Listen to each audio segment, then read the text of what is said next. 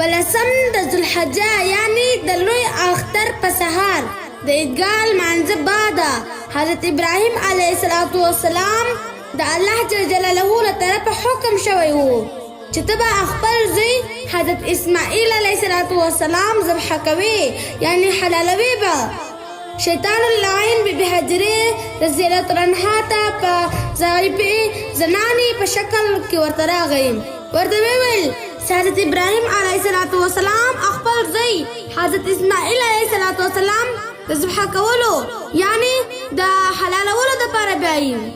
خو دې عقلمندې بی بی حجرې رضی الله عنها ورته وویل هېڅکله داسې نشي کېدی چې یو پلار خپل زوی ذبح کړي یعنی حلال یې کړي.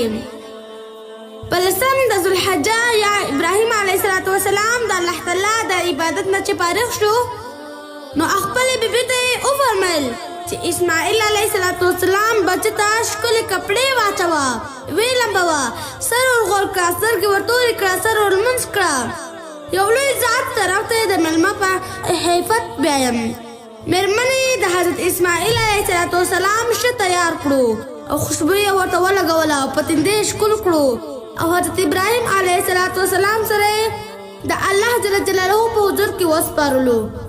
حضرت ابراهیم علیه السلام د مخکې نه یوه چاړه او رسۍ په خر کې پټه نیولې وه یعنی په بغل کې پټه نیولې وه او د خپل نور عین لاس یې نیولی و، د خپل ښایسته زوی لاس یې نیولی و او روان و. دلته دوی روان وو، هلته د اسمان فرشتې د عظیم امتحان کتلو دپاره روانې وې. دلته شیطان اللعین د خپل ځای نه پاڅېدی دپاره چې حضرت ابراهیم علیه السلام په دې امتحان کې کامیابه نه شي. هغه د یوې ضعیفې زنانې په شکل بې بې حجرې ته د دوکه کولو لپاره راغی او ویې ویل چې وګوره ابراهیم علیه السلام خو نن خپل زوی ذبح کولو ته روان کړی دی. حضرت حجرې بیبي وویل چې دا څنګه کېدی شي چې پلار زوی ذبح کړي. شیطان وویل چې هغه ته د الله جل جلاله له طرفه دا حکم دی. حضرت حجرې جواب ورکوي. د حضرت حجرې رضی الله عنها بیبي دا جواب دی چې شیطان اللعین واورېدی نو د ماشوم په شکل باندې حضرت اسماعیل علیه السلام ته لاړ او ویې ویل چې ای اسماعیل ته معلومه ده چې چېرته روان یې؟ حضرت اسماعیل علیه السلام وفرمیل هو چېرته مېلمه کېږم؟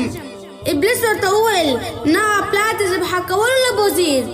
حضرت اسماعیل علیه السلام ورته وویل چې دا هم کېدی شي چې پلار بچی ذبح کړي. شیطان ورته وویل چې هغه ته د الله حکم دا دی. حضرت اسماعیل علیه السلام په جواب کې وویل د دې ځای نه چې هم شیطان مایوسه شو نو د یو بوډا په شکل باندې حضرت ابراهیم علیه السلام ته لاړ او ورته یې وویل ای ابراهیمه چېرته روان یې؟ حضرت ابراهیم علیه السلام ورته وفرمیل چې د الله له طرفه یو حکم دی هغه پوره کولو ته ځم. شیطان وویل افسوس ای خلیله ستا په شان عقلمند بنده اسغاث احلام محض په یو خوب باندې دومره لوی کار کوي. حضرت ابراهیم علیه السلام نور باطن سره وپېژنده چې دا خو هغه لعین دی چا چې په حضرت آدم علیه السلام باندې نافرماني وکړه. ورته ویې ویل لرې شه. دې نه پس مایوسه شو نو حضرت ابراهیم علیه السلام یې په زبردستي باندې منع کړ. 3 ځله مخې ته ورغی او د 3 ځله په ډبرو وویشتی. شیطان ډېر لوی زور ولګوو خو ناکامه شو. کله چې حضرت ابراهیم علیه السلام مقام منا ته ورسېدی نو خپل لخت جګر حضرت اسماعیل علیه السلام ته یې وفرمیل ای زما بچو ما په خوب کې ولیدل چې زه تا ذبح کوم یعنې زه تا حلالوم نو ستا څه رایې ده؟ حضرت اسماعیل علیه السلام د 7 کلونو ماشوم فرمایي ای زما بابا جانه چې څنګه دې په خوب کې لیدلی دي همدغسې وکړه. انشاءالله ته به ما صابره وګورې مطلب ته ما صبر کوونکې ووینې.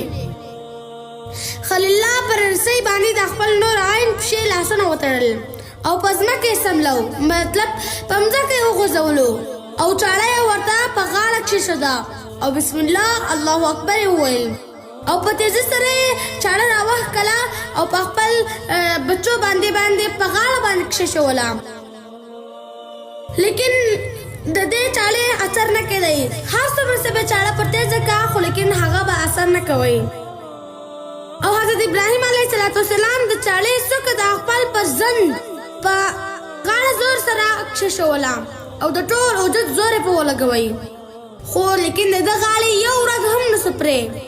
دا حالات چې یې ولیدی نو اسمان کې فرشتو اوازونه شروع کړل او د الله د رحمت ټولې دروازې خلاصې شوې. نو د رحمت خداوندي دربار شروع دی. هلته حضرت خلیل الله علیه السلام چاړه تیزوي او د خپلو مټو په زور باندې د خپل نازبین زوی غاړه پرې کول غواړي. جناب خلیل الله په ډېره غوسه باندې چاړې ته کتل چې د دوی د شا نه الله اکبر اواز راغی. حضرت خلیل الله چې وکتل نو حضرت جبرائیل امین لاس کې د جنت کټ نیولی دی.